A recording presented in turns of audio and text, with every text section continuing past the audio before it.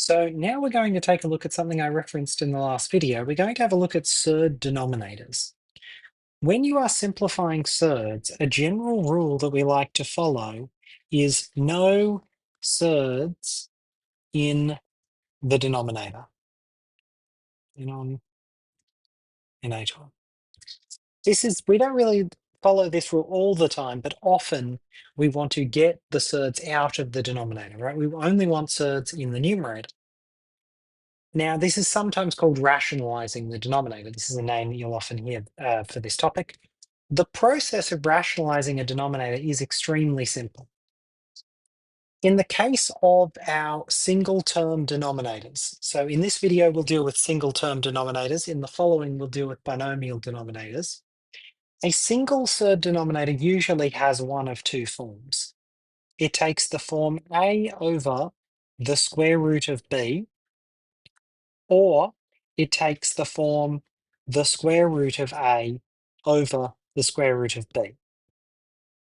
Now, both of these forms we're not hugely thrilled about because they have a surd, a square root of a term, in the denominator. The process we're going to use to successfully rationalize these denominators, and it's going to work all the time, you multiply both numerator and denominator of the fraction by whatever the surd denominator is. So multiply numerator by root b, multiply denominator root b.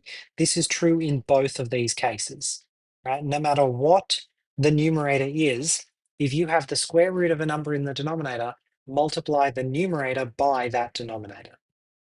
So in the first case, it's going to give us a numerator, which is a root b, a root b.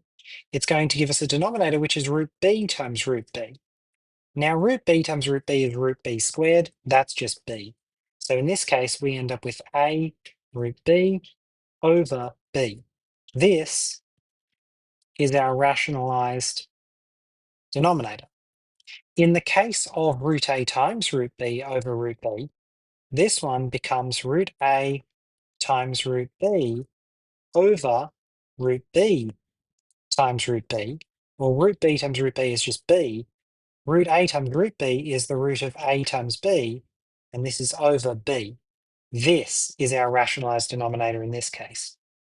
If you started with a whole number, the a on its own, often the rationalizing of the denominator is easier because you just get a whole number times whatever the denominator was. If you start with the square root of a number in the numerator, you may then have to simplify that surd and simplify the fraction before you present your final answer. So let's have a look at two examples of this. So the first example I'm going to choose is going to be 2 over the square root of 5. And then the second example we'll look at will be, I'll make the second one a little bit harder. I'll make it I'll make it the square root of, let's say, the square root of 5 over the square root of 20. So for the top one, multiply both parts by the denominator. Times square root of 5 times square root of 5. This gives me 2 root 5 over root 5 times root 5, which is 5. Notice this fraction doesn't simplify. There's only one surd, square root of 5. So this is the correct solution. The second one, however, is a little harder.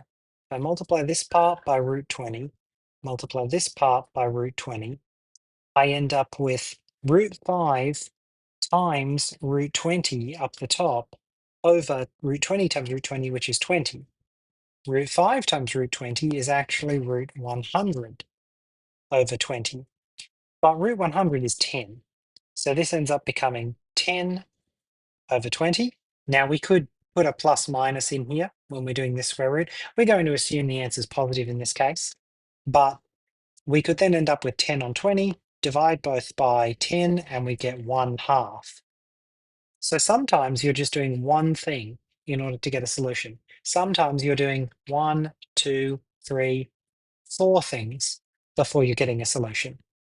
So simplifying single term denominator surds, where the surd is in the denominator, they can be pretty straightforward, or they can be much harder. So I'll let you have a go at two questions. So question 1, and I'll get you to have a go at question 2. So question 1 might be, let's say 10 on the square root of 15.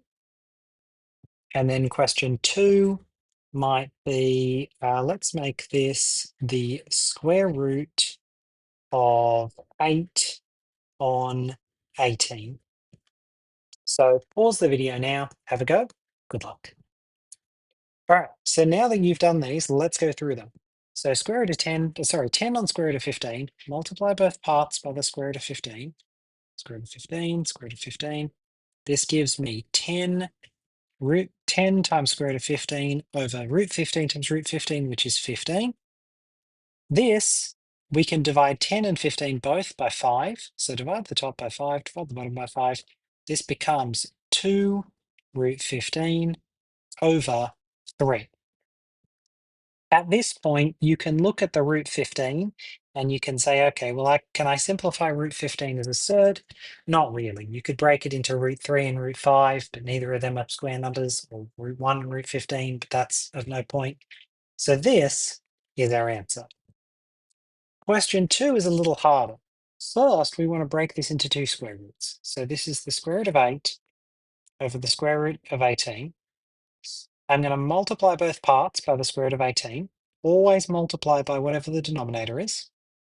This gives me the square root of 8 times the square root of 18 over 18. Now this is where this question gets a little bit harder. Square root of 8 and square root of 18, I could put that into a single expression and then try and simplify it, but I could also simplify those surds separately, and that's actually going to be a little bit easier for me. So square root of 8 I can write as square root of 4 times square root of 2. Square root of 18 I can write as square root of 9 times square root of 2. This is all over 18. Square root of 4 is 2. Square root of 9 is 3. So we get 2 times 3, which is 6, times root 2 times root 2, which is 2 over 18. 6 times 2 is 12. This is 12 on 18. Both of these are divisible by 6, and this ends up becoming 2/3. So the expression we started with looked quite complicated. It looked like it was going to be a really messy surd. But after all of these steps, 1, 2, 3, 4, 5, 6 steps, we ended up with something that was much, much simpler. Doing this process manually is a really good thing to get in a habit of, because sometimes your calculator might not actually simplify them properly. Right? If you're relying on the calculator all the time, it might just give you decimals. It might not like whatever fractional solution the surd simplifies to. It might just spit out a weird decimal, especially if the surd is very complicated. So this is a good process to get used to. If you have a single surd denominator, multiply numerator and denominator by whatever that is, and then simplify.